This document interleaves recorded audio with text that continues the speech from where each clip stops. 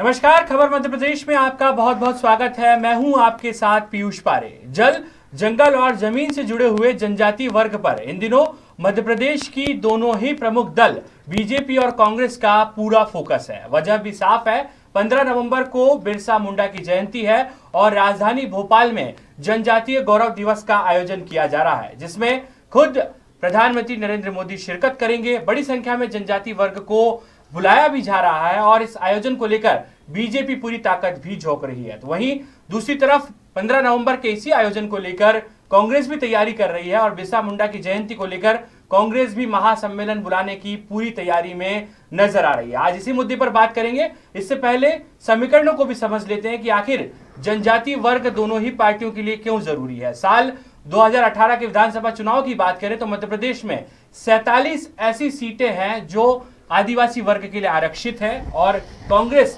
30 सीटों पर अपना कब्जा जमाने में कामयाब हुई थी और यही वजह थी कि मध्य प्रदेश में कांग्रेस सरकार बनाने में भी कामयाब हुई।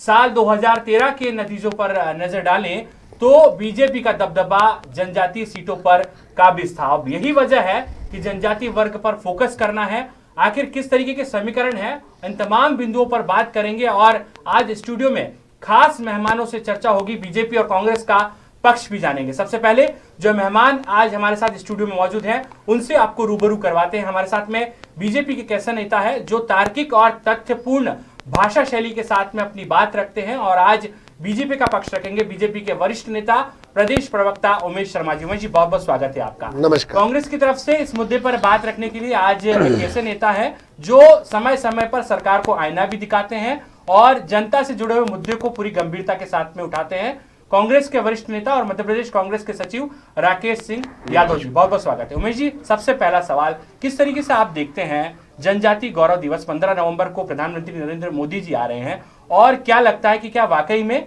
जनजातीय वर्ग जो मध्य प्रदेश में एक बड़ा वर्ग भी है, बड़ा तबका भी है, हर चुनाव में बड़ा फैक्टर भी साबित होता है, क्या बीजेपी के साथ खड़ा है और बीजेपी किस आधार के साथ ये बात जो है वो सामने रखती है? पीयूष जी, 15 नवंबर को भगवान बिरसा मुंडा जी की जयंती है। बिरसा मुंडा जी को धरती आप कहा जाता है और आपका अभिप्राय होता है कि पिता जल के लिए, जंगल के लिए, जमीन के लिए आदिवासी समाज की और जनजाति समाज की जो सांस्कृतिक भूमिका रही है, जो सांस्कृतिक पहचान रही है, उसको लेकर बिरसा मुंडा जी का एक लंबा कालखंड रहा है। क्रांतिकारी के रूप में रहा है, जुझारू संघर्षशील नेता के रूप में रहा है। उन्होंने पूरे आदिवासी समाज का जागरण किया है। उन्होंने आदिवासी समाज को धर्मांतरण की आग में झोंके जाने से बचाया है। उनका जो पूरा जीवन है वो वीरता से भरा हुआ है। सामाजिक क्रांति के प्रचेता बनकर वो निकले हैं। भारत का जो सांस्कृतिक राष्ट्रवाद है उसकी एक छवि बिरसा मुंडा भगवान के अंदर दिखाई देती है। और चूंकि 15 नवंबर को भगवान बिरसा मुंडा जी की जयंती है तो भारतीय जनता पार्टी ने यह तय करा है कि हम जनजातीय गौरव दिवस के रूप में इसको मनाएंगे और मध्य प्रदेश में भी मनाएंगे। भारतीय जनता पार्टी की जितनी राज्य इकाइयां हैं वो इस प्रकार के आयोजन अनेकों राज्यों में करने जा रही है।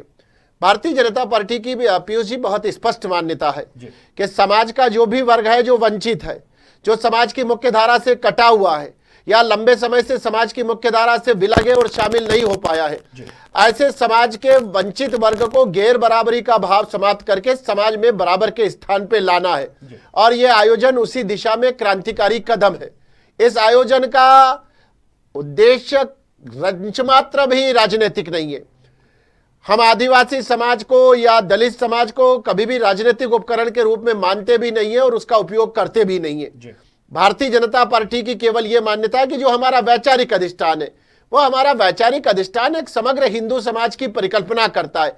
हम चाहते हैं कि हिंदू समाज का प्रत्येक घटक जो है वो मजबूत होना चाहिए, शक्तिशाली होना चाहिए और एक सामर्थ्यवान हिंदू समाज के अंदर उसकी भूमिका महती होना चाहिए। तो आदिवासी वर्ग के बीच में भारतीय जनता पार्टी जा रही है। आदिवासी वर्ग का अपना एक लंबा इतिहास रहा है। आजादी के कालखंड में चाहे 1857 का स्वतंत्रता संग्राम हो या उसके बाद आजादी की जो लड़ाइयां लड़ी गई हैं उसमें आदिवासी समाज का बहुत बड़ा संघर्ष रहा है और बलिदान भी असंख्य रहे हैं, पर उनके बलिदान को, उनके संघर्ष को इतिहास के दुर्भिलेखन में विस्मृत कर दिया गया है।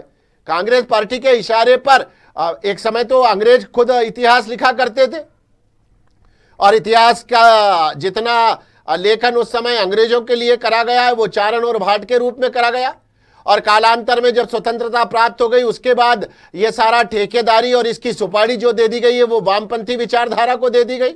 कांग्रेस के पैसों पर वाग विलासिता करने वाले और अय्यासियां करने वाले वामपंथियों ने भारत का इतिहास जब लिखा है तो भारत के इतिहास में ऐसे असंख्य लोगों को विस्मृत कर दिया कि जिन्होंने बलिदान दिया है, और उसमें आदिवासी समाज का बहुत बड़ा वर्ग है। आप देखेंगे कि चाहे अंग्रेज हो या मुगल हो, उनसे अगर सीधा संघर्ष किसी ने कराए तो आदिवासी समाज ने कराए। और उसका कारण यह था कि जितने संसाधन थे और प्राकृतिक संसाधन थे उनका दोहन करना अंग्रेज भी चाहते थे, मुगल भी चाहते थे, और जल जंगल और जमीन की रक्षा करने के लिए पहरुओं के रूप में आदिवासी समाज खड़ा होता था। तो आदिवासी समाज का आमने सामने का संघर्ष रहा है, सैकड़ों बलिदान हुए, पर इतिहास के लेखन में उन सारे बलिदानों को विस्मृत कर दिया है और जो सम्मानजनक स्थान मिलना चाहिए था वो नहीं मिला है। 5-15 उंगलियों पे गिरे जाने वाले नाम है कि आप आदिवासी समाज के बलिदानियों के नाम पूछने जाएंगे तो टंट्या भील बता दिया जाएगा, भीमा नायक बता दिए जाएंगे, बिरसा मुंडा बता दिया जाएगा, गढ़मंडला की रानी दुर्गावती को बता दिया जाएगा, संग्राम शाह को बता दिया जाएगा, शंकर शाह, रघुनाथ शाह को बता दिया जाएगा, और 2-4-5 नाम आ जाएंगे। पर असंख्य लोग हैं पीयूष जी जिनका बलिदान हुआ है। तो भारतीय जनता पार्टी का प्रयास यह है कि ये जो इतिहास ने अन्याय करा है, एक तो उस अन्याय को समाप्त करना है और आर्थिक रूप से, सामाजिक रूप से, सांस्कृतिक रूप से समाज की मुख्य धारा में ये वंचित वर्ग आना चाहिए। इस भावना को लेकर इस आयोजन को किया जा रहा है। राकेश जी, कैसे देखते हैं, एक तरफ जनजातीय गौरव दिवस है और कांग्रेस को इस पर आपत्ति है, आखिर कांग्रेस को इस पर आपत्ति क्यों, और कांग्रेस भी बिरसा मुंडा की जयंती पर जो आयोजन कर रही है उसका उद्देश्य क्या है? देखिए, बिरसा मुंडा जी की जयंती पहली बार नहीं आ रही है जी। सालों से ये जयंती मनती आई है।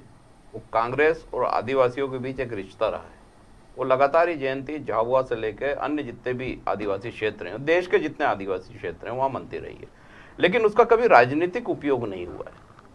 ये जो आयोजन किया जा रहा है भोपाल में, ये मुख्यमंत्री जी सिर्फ अपना पद बचाने के लिए आयोजन कर रहे हैं। उनका आदिवासियों से कोई लगाव नहीं है। अगर उस आयोजन के हकदार हैं तो सबसे पहले उनको ये बताना चाहिए कि अपने 16 साल के शासन में आदिवासियों के लिए क्या किया, कौन से ऐसे काम करे, उसकी लिस्ट जारी करना चाहिए कि ये 16 साल का मेरा मध्य प्रदेश में शासन रहा, मैंने आदिवासियों के उत्थान के लिए ये काम किए, इतने मैंने डॉक्टर बनाए, इतने मैंने इंजीनियर बनाए, इतने मैंने आईएएस बनाए, इतने आईपीएस बनाए, और इतने लोगों को मैंने खाने के लिए अन्न दिया, इतने लोगों को नौकरी दी। वो कोई आंकड़े नहीं है उनके पास। आज सिर्फ बसें भेजना दबाव बना के, उसमें पेट्रोल डीजल भरा देना, भीड़ बुला लेना और प्रधानमंत्री जी को ये बताना कि ये देखो मेरा ये जनाधार है। तो प्रधानमंत्री जी तो बहुत समझदार हैं। अनेक राज्यों के मुख्यमंत्री उन्हें रातों रात बदले हैं, पेगासस का बहुत बढ़िया इस्तेमाल करा है। तो शिवराज जी अगर ये सोचते हैं कि सिर्फ ये भीड़ दिखाने से और भोपाल में एक प्रदर्शन, एक सर्कस जमाने से वो बच जाएंगे मुख्यमंत्री पद पे, तो वो ऐसा नहीं है। आने वाले मुख्यमंत्री कोई और होंगे, ये तो बहुत अच्छी तरह से तय है। लेकिन जहां तक आदिवासियों के सम्मान की बात है, वो भारतीय जनता पार्टी से नहीं जुड़ा हुआ है। आदिवासियों का सम्मान उनके भगवान से जुड़ा हुआ है, उनके जितने भी सेना नायक थे, उनके जितने भी आजादी के प्रतीक थे, उनसे जुड़ा हुआ है। उमेश जी, वो किसी आप बात पूरी करें। वो किसी पार्टी से निर्धारित नहीं होता है। और कांग्रेस आजादी से लेकर आज तक जितने भी आयोजन हुए हैं, सिर्फ दिखावे के लिए किसी नेता के लिए आदिवासियों को बुला के भोपाल में एक मजमा लगा के ये नहीं दिखाया जाता कि ये आदिवासी इतने हम 700 बसों में भर के बुलाए हैं जिनका टोल टैक्स माफ कर दें। आप मुझे बताइए कौन से आदिवासी के पास कार है, किसके पास वाहन है, किसका टोल टैक्स माफ हो रहा? बस मालिकों का हो रहा है, क्योंकि उन्होंने मना कर दिया था कि हम बस नहीं ले जाएंगे, टोल टैक्स कौन देगा। तो मुख्यमंत्री जी घोषणा करते हैं आदिवासी आएंगे तो टोल टैक्स माफ है। अरे उनके पास तो गाड़ी लेने लायक स्थिति नहीं है। 15 साल में मुख्यमंत्री जी ने घोषणा करी थी 2017 में 1000 रुपए महीना दूंगा, भूल गए। अभी घोषणा करी सितंबर में घर घर राशन, आदिवासी लोगों को गाड़ियां बैंक से दिलाई जाएगी, 10,000 रुपए महीने तनख्वाह मिलेगी, 16,000 रुपए अन्य मिलेगा और 23 लाख लोगों को मैं राशन घर घर पहुंचाऊंगा।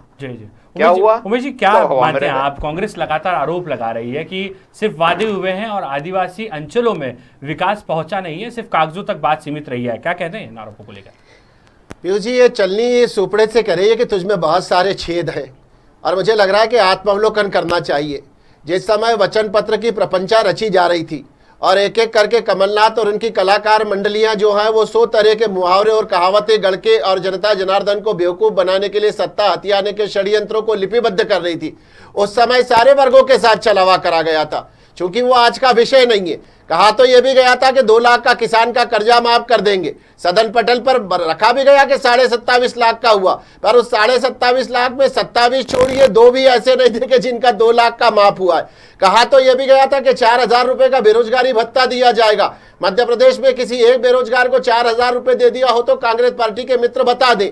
कहा तो यह भी गया था कि शिवराज सिंह जी चौहान जो है वो 25,000 रुपए कन्यादान विवाह योजना में देते हैं, ये अपर्याप्त है। हम 51,000 रुपए देंगे। बेटियों के हाथ पीले नहीं हो पाए, पैरों में मेहंदी नहीं लग पाई, बिछिया नहीं पहन पाई, मंगलसूत्र नहीं पहन पाई। इस कांग्रेस की सरकार ने एक भी कन्यादान विवाह योजना की एक कन्या को भी 51,000 नहीं दिए। तो ये जरूर करा के हम रोजगार देने के नाम पे ढोर चराने की ट्रेनिंग देंगे, बैंड बाजे बजवाने की ट्रेनिंग देंगे। अब जहां तक राकेश जी की आपत्ति इस बात को लेकर है कि आदिवासी को बुलाने के लिए टोल टैक्स माफ करा जा रहा है, भारतीय जनता पार्टी का तो प्रयास यहां तक है कि भारतीय जनता पार्टी चाहती है कि रेड कारपेट बिछाए जाने चाहिए। हमारा राजा आ रहा है। हमारा राजा कौन? जो जनता का प्रतिनिधि है, जो नंगे पांव रहा है, जिसने 70 सालों में अभाव का जीवन जिया है, जो 2 जून की रोटी को तरसती तड़पती बिलखती शोषित पीड़ित और उपेक्षित जनता का प्रतिनिधि है, उसको प्रतिनिधित्व देने का अवसर आता है तो कांग्रेस पार्टी आरोप लगाती है। अरे मुख्यमंत्री जी का पद बचाने का इस विषय से कोई लेना देना नहीं है। कठिनाई कांग्रेस पार्टी के मित्रों की यह है कि समाज का ये तबका अगर मुख्य धारा में आ गया, समाज का ये वर्ग अगर भारतीय जनता पार्टी के सन्निधि में आ गया, समाज का ये वर्ग अगर भारतीय जनता पार्टी के आत्मीय स्पर्श से अभिभूत हो गया तो कांग्रेस पार्टी की जमीन हिल जाएगी। केवल टोल टैक्स माफ करना तो बहुत सामान्य सा विषय है। भारतीय जनता पार्टी ने तो 15 साल की राज्य सरकार में और मुख्य प्रधानमंत्री की 7 साल की सरकार में वनाधिकार के पट्टे सौंपे हैं। जो राकेश जी कह रहे थे कि शिक्षा के लिए क्या करा, 40-40 लाख की मेडिकल और इंजीनियरिंग की फीस जो है वो हमारी सरकार ने भरी है कि आदिवासी वर्ग का बच्चा अगर उच्च शिक्षा प्राप्त कर रहा है, मेडिकल में जा रहा है, इंजीनियरिंग में जा रहा है और उसको फीस का अभाव है, तो 40 लाख रुपए की फीस जो है वो मध्य प्रदेश के मुख्यमंत्री शिवराज सिंह जी चौहान की तरफ से भरी जाएगी।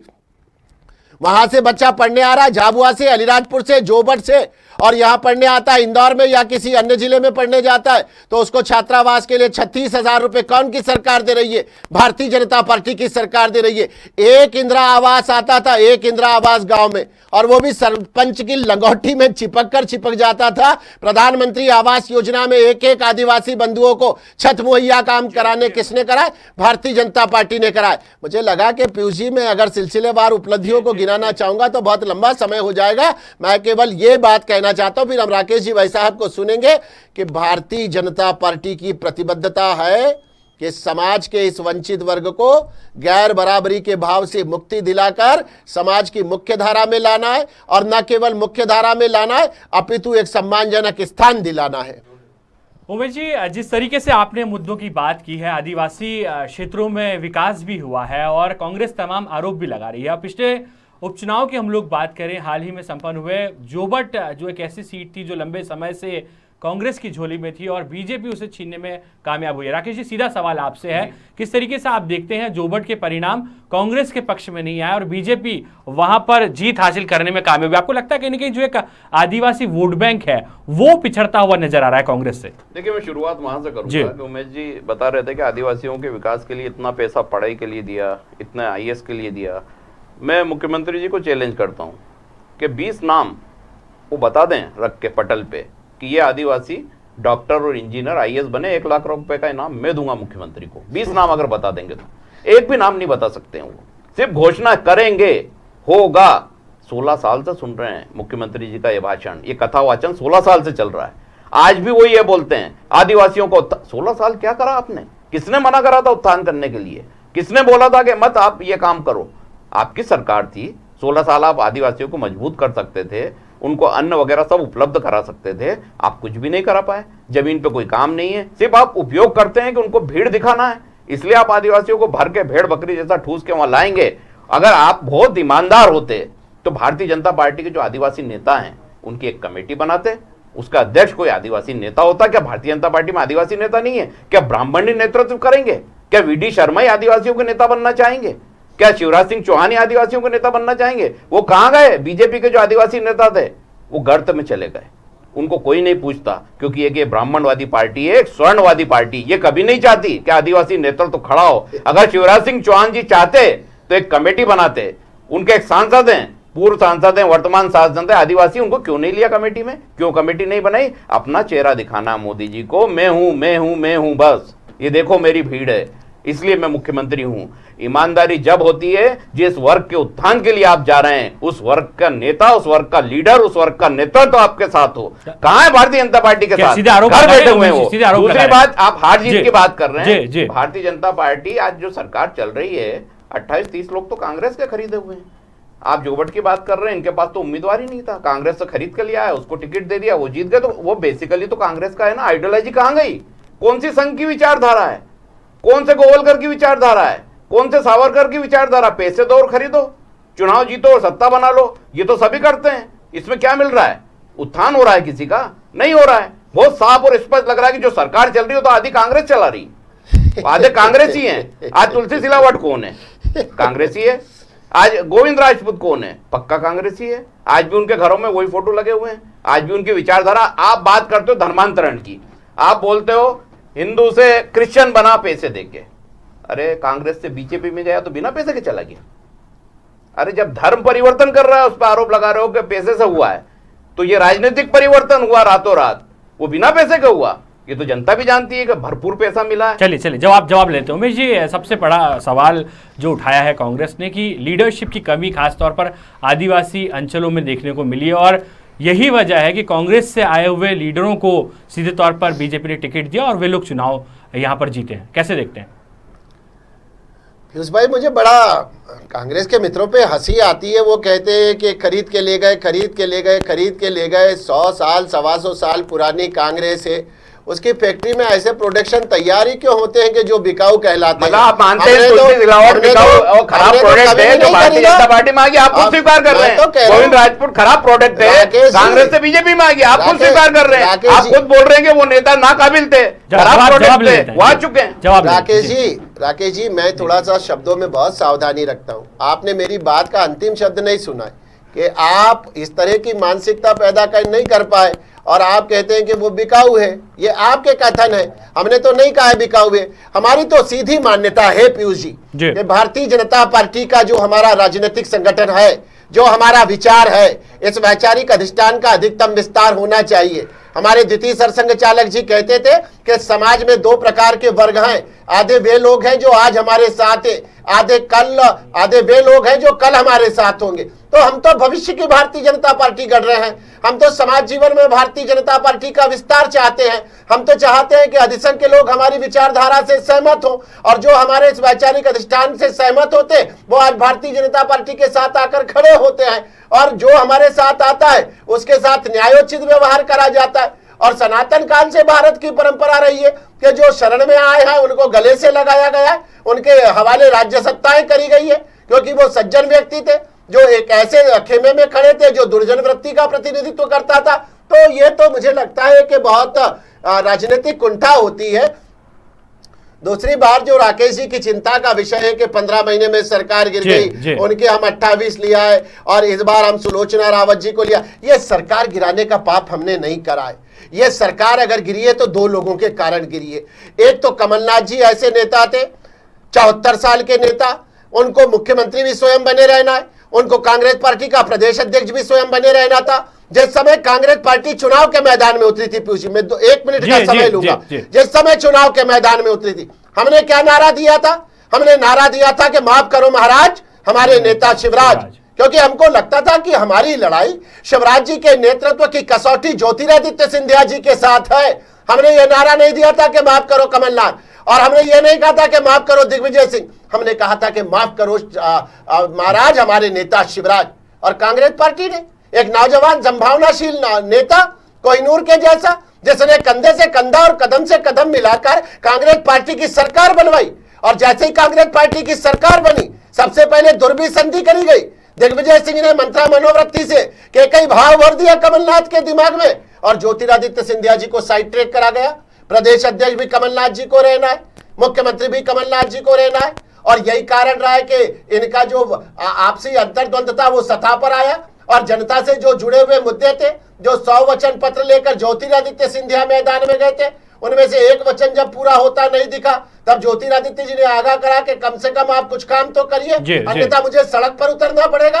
और अहंकार में डूबे कमलनाथ जी ने कहा था कि सड़क पर कल उतरते हो तो आज उतर जाओ, और ज्योतिरादित्य सड़क पर उतर गए और पूरी सरकार को सड़क पर ला दिया। अब भारतीय जनता पार्टी इसमें कहां थी? अब जब अल्पमत की स्थिति आ गई, तब हमने अपने राजनीतिक धर्म का निर्वहन करा, हमने सरकार बनाने का दावा पेश करा और हमने सरकार बनाई। और चाहे 28 उपचुनाव पहले के रहे हो या 3 उपचुनाव 4 अभी के रहे हो, उसमें भी परिणाम हमारे पक्ष में आए हैं।